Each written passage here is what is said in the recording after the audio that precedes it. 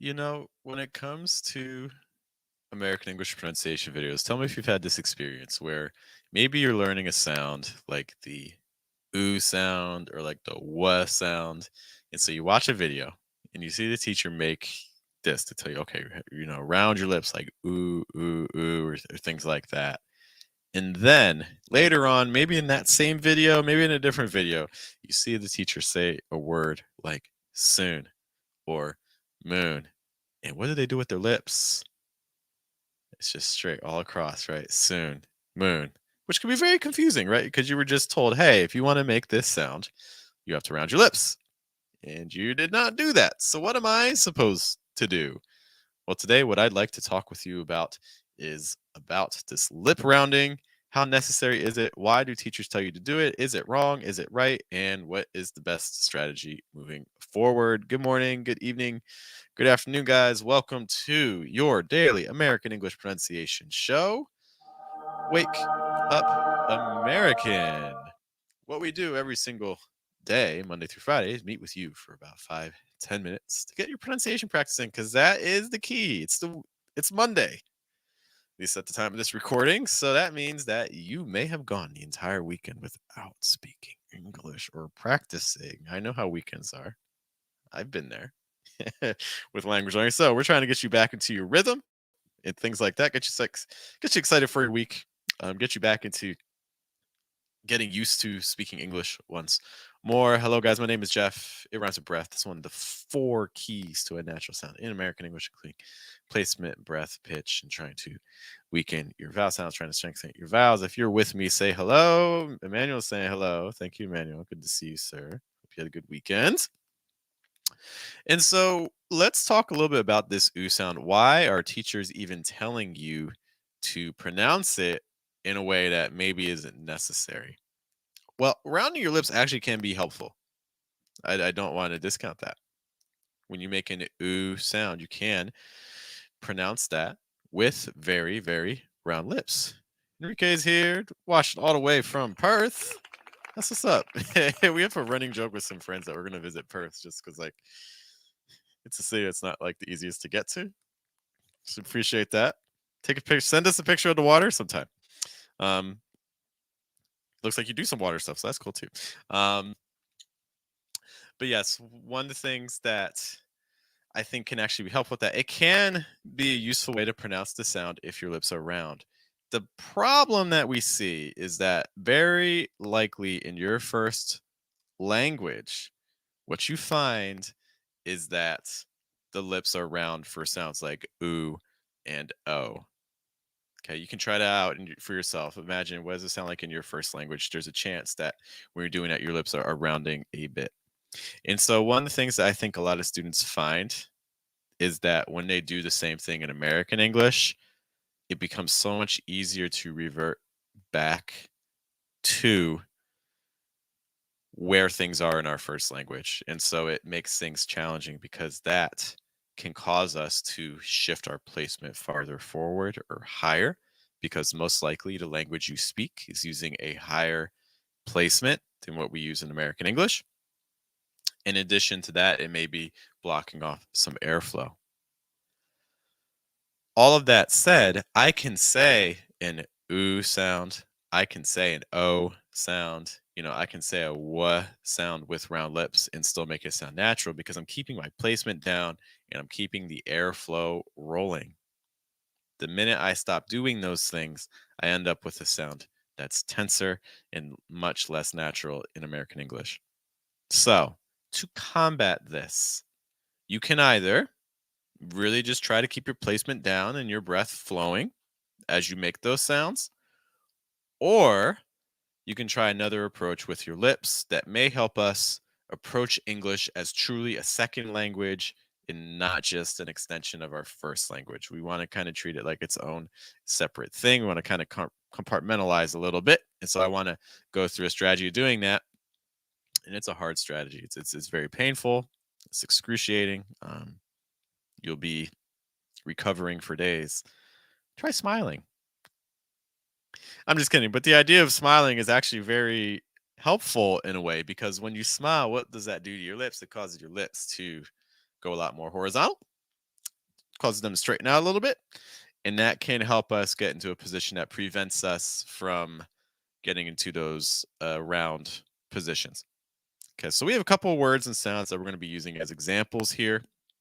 These are words and things that are going to be in our Telegram group. In case you don't know, we have a pronunciation group on Telegram where basically I send all the exercises we do. These are things that are often aimed at our Telegram group because in the Telegram group, I post the words and then students can send in their own files to get feedback because, these live streams are great, but I can't hear you.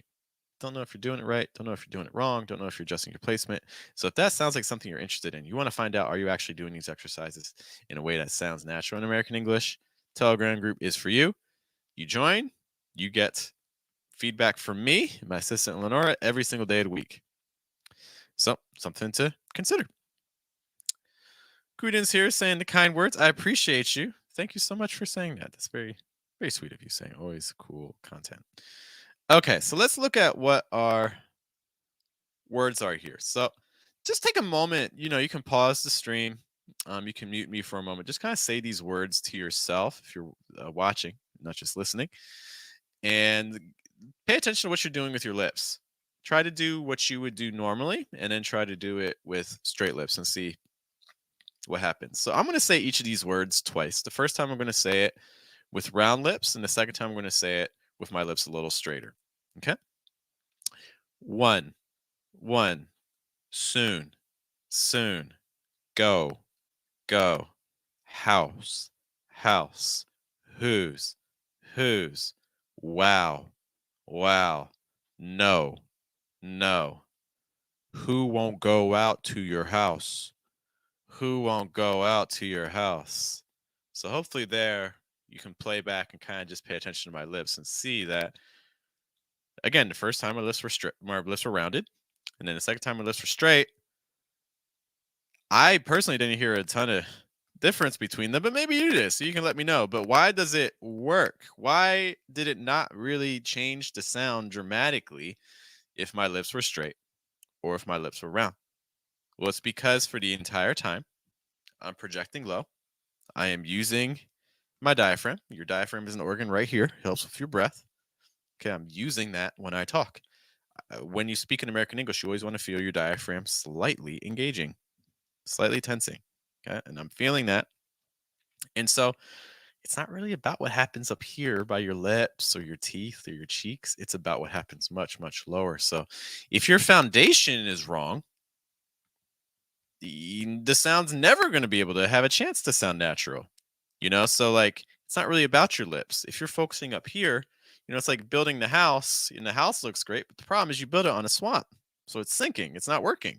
It's gonna break it over time. So we really want to make sure we're getting the foundation right. Okay. So let's kind of practice these in a little bit more detail, keeping things straight. Okay. So we're going to do the vowel, then we'll add a consonant, and then we'll add the final consonant. I just want you guys to repeat after me. We'll do this twice for each word. So let's practice just with straight lips. So, un, one, un, one, oo, soon, oo, soon, oh, go, go, ow, house, ow, house, oo, whose, oo, whose, ow, wow, oh, no, oh, no. So notice again, straight lips, okay? That's including for a W sound, so W doesn't need to be like wah, it's just wah. Oo doesn't need to be ooh, it could just be ooh. O doesn't need to be O, it could just be O. Ow can just be ow, and things like that. Let's look at our sentence. We're going to start with the last word and then work our way across the entire sentence backwards. So the sentence again is, who won't go out to your house? Okay, so let's work backwards. House, your house, your house, to your house, to your house. Or you could also get reduced to like to your house or to your house. Out to your house, out to your house. Go out to your house, go out to your house. Won't go out to your house. Won't go out to your house. Who won't go out to your house? Who won't go out to your house? Some other things, just little things to pay attention to there. Who won't go out to your house? Probably two thought groups. First thought group, I would have a little higher in pitch, like who won't go out? Then their second thought group, a little lower, to your house. Who won't go out to your house? Guys, that's kind of what I have for you. Let me know if you have any questions about this mouth position stuff. This hopefully is going to help you keep your placement down, your breath flowing, and things like that. If you've enjoyed everything that we talked about here, these are things that we talk about not only in our Telegram group, but we also talk about in a program. We have a program called Mission English. I just want to talk about really briefly before we head out. If you need to go, feel free to go. But this is something I do think was going to help you. So we have a program that we meet 2 times a day, Monday through Friday, and we talk about pronunciation topics in a small group setting. So it's you, me, and about 2 or 3 other students on screen. Okay, and we're meeting at all these times, New York, for a half hour. So either 9:30 in the morning, 1:30 p.m. or 8 p.m. New York. That time is going to change to 7:30 in February. And basically, we just do exercise like this. So imagine doing these exercises with these words, but with a couple other students. So you get to hear other people, what they're doing, their placement, their breath, and you get to hear my feedback and you get to hear my suggestions. And then you also get that for yourself. And then after the class, you get the recording. So you get to watch it again for as many times as you need to practice. If this sounds like something you're interested in, but you're a little nervous about committing, I get it. This is an opportunity that we have that's new that you may. Hey guys, if you're enjoying our pronunciation videos and you're actually finding that your pronunciation is getting better just by using our videos, then I have an opportunity for you that you might like even more. We have a group coaching program called Mission English where we meet Monday through Friday 2 times a day. That's a big commitment, and not everyone wants to be on screen or use a microphone, but there are still people who just find value from watching the videos. If that sounds like you, this is your opportunity. With our new membership level on YouTube, you'll be able to watch all of our previous Mission English classes that are available on YouTube, and you'll be able to chat with us live for every other Mission English class that occurs in the present. So if you want to check out Mission English, but you don't want to appear on screen, you don't want to pay the full price, you just want to watch the videos to use them to study, this is your opportunity. All you need to do is click memberships and check out that $5.99 option per month. I'm excited to start working with you. All right, so again, that's just an opportunity for you. If you want to check out what our classes are like, but you don't want to necessarily commit to the full thing, that's an opportunity for you that I think you will enjoy. A couple quick things. Thanks to Enrique for the kind words about the channel. That's greatly, greatly appreciated. So kind. And Manuel saying, if if you use a fast D on 2, it's like out of your house. You don't go out of your house versus out to your house, which changes to me. Yeah, it can. I mean, context is always going to be key as well. Context is always the number one thing for even for pronunciation, for everything language related, whatever language you're studying. Never underestimate the value of context. Context is what makes everything work or not work in many situations. Yeah. All right, guys, I do have to run. If you have any questions for me about anything we've discussed today, let me know. But hey, thank you for being here. Look, there's a million pronunciation resources out there. So the fact that you spent a little time with us on a Monday when you probably didn't feel like it, it's greatly appreciated. I will see you guys later. We'll be back on Tuesday with some more Wake Up American. Once more, my name is Jeff. It rhymes with breath. It's one of the 4 keys to a natural sound in American English. Have a good day. Have a good night. Have a good afternoon, everyone. We will see you later. Take care.